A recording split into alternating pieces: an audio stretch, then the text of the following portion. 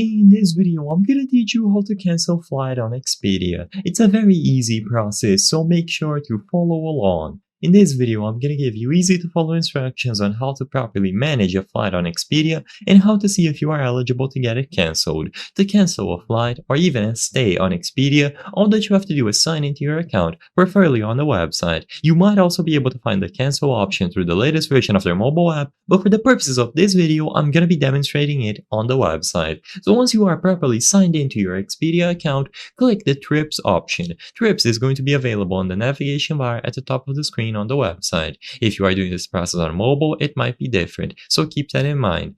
When you go over to Trips, you should see a list of all the trips, including hotels or stays or flights attributed to your Expedia account. If you don't see a specific booking here, click the option to find your booking and you will be able to include the details, in this case the itinerary number, to confirm your booking on Expedia. Once it appears on this list, all that you have to do is choose the Manage Reservation option as I've highlighted here. So choose a specific booking or a specific flight and then Manage Reservation. Now, among the list of options, you should be able to find Cancel Flight or Cancel Stay.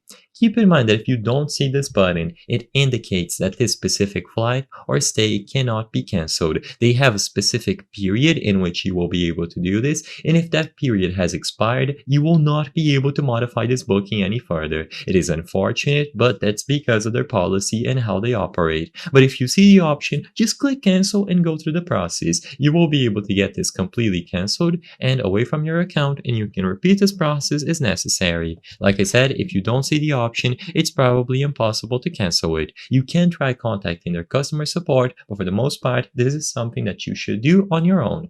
I hope I was able to help you on how to cancel flight on Expedia. If this video helped you, please be sure to leave a like and subscribe for more very easy tips. Thank you for watching.